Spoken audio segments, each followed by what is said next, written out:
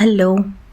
الحلقة بتاعت النهاردة عن الارت ثيرابي، الفن كعلاج نفسي. هو معناه ان احنا بنرسم عشان نفهم نفسنا اكتر. in general العلاج بالفن ده معترف بيه عالميا، بيعتمد على استخدام الرسم، التلوين، التشكيل، الكولاج. هي طريقة بنعبر بيها عن المشاعر اللي صعب تتقال. ناس كتير مش بيعرفوا يوصفوا احساسهم بس بيقدروا يرسموه. في علم النفس في حاجة اسمها مشاعر غير واعية، يعني ان احنا حاسين بحاجة بس مش عارفين نحددها. الفن بقى بيفتح الباب ده. لما حد بيرسم بدون تفكير كتير، المخ الواعي بيهدى والمشاعر اللي جوانا المستخبية بتطلع على الورق. مش لازم تبقى رسمة مفهومة، ممكن تبقى خطوط، ألوان غامقة، فراغات، ممكن كمان تبقى ضغط جامد بالقلم. كل ده ليه معنى. طب هو بدأ منين أصلا؟ الأفكار بتاعت استخدام الفن في العلاج بدأت مع العلماء، زي عالم اسمه كارل كان بيستخدم الرسم لعلاج مع المرضى بتوعه عشان يفهم الرموز اللي طالعة من الجزء اللاواعي عندهم.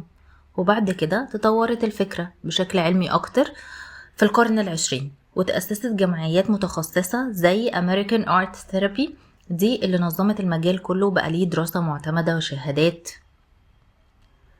طيب دلوقتي العلاج بالفن بنستخدمه في ايه؟ في علاج القلق، الاكتئاب، الصدمات النفسية، الاضطرابات عند الأطفال، حتى مع مرضى الكانسر لتخفيف التوتر بتاعهم. وفي كليات زي الكلية بتاعت التربية الفنية بتعمل في مشروع التخرج لبعض الطلاب ان هم ممكن يروحوا يعملوا سيشنز في مستشفيات كبيرة خاصة بالكانسر عشان يخففوا التوتر والوجع للحظات عند الأطفال، وبيساعدهم نفسيا كتير جدا. طب ليه الفن بيأثر نفسيا؟ عشان المشاعر دي بتكون طاقة، والطاقة لما بتكون محبوسة بتضغط علينا نفسيا جدا. فالفن بيعمل 3 حاجات مهمين: بيفرغ المشاعر دي حتى لو جزء منها بطريقة آمنة، بيخلي الشخص يشوف إحساسه قدامه، وكمان بيساعده يفهم نفسه أكتر شوية، كأنك بتحول الإحساس من حاجة جواك لحاجة قدامك، وده طبيعي بيقلل من حدة الشعور. طب هل لازم أكون بعرف أرسم عشان أدخل السيشنز بتاعت الارت ثيرابي؟ لا خالص. العلاج بالفن ده مش لازم تبين فيه الجمال أو تتكلم عن المنظور التظليل، لا، هو حاجة من جواك صادقة. أيا كان الخطوط اللي انت بترسمها هي بتعبر عن حاجة.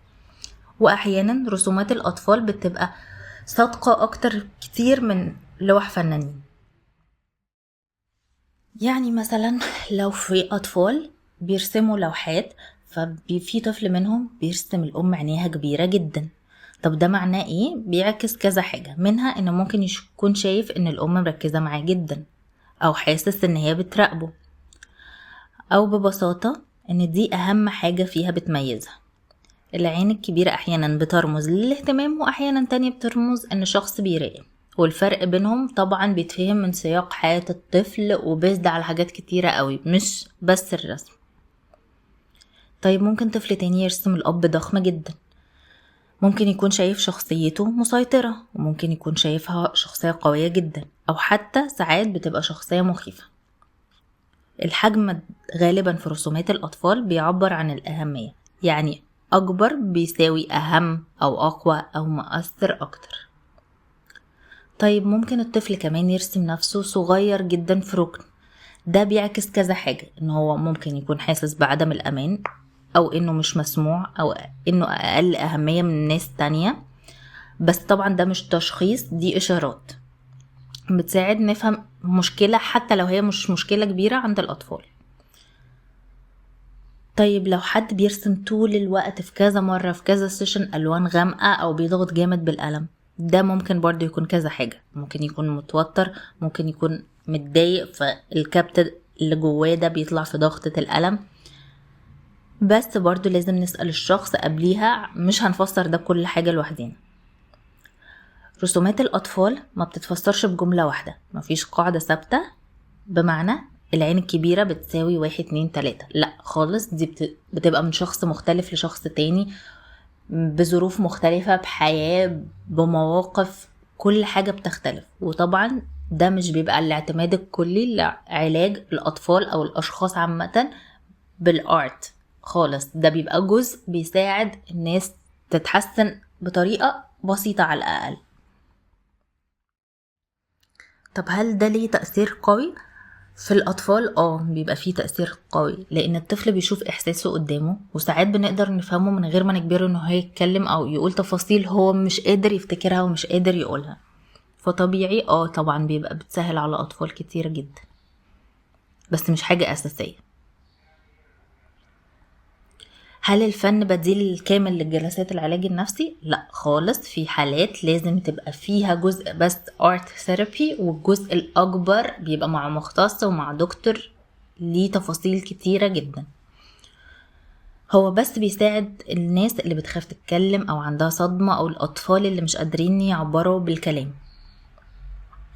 اوقات احنا مش محتاجين حد يفهمنا قد ما محتاجين نفهم نفسنا اكتر، والفن بيدي المساحة دي. وطبعا الكلام عن الارت ثيرابي هياخد سيشنز كتيرة جدا عشان نتكلم فيها، بس انا قلت حاجة بسيطة جدا، يمكن اللي حابب يدور عن الموضوع اكتر او نتكلم عنه اكتر بعد كده يبقى هنتكلم عن كل جزء لوحده بتفاصيل، لكن هو مش هيخلص في حلقة ولا في 2 ولا في 10. بس كده، باي باي.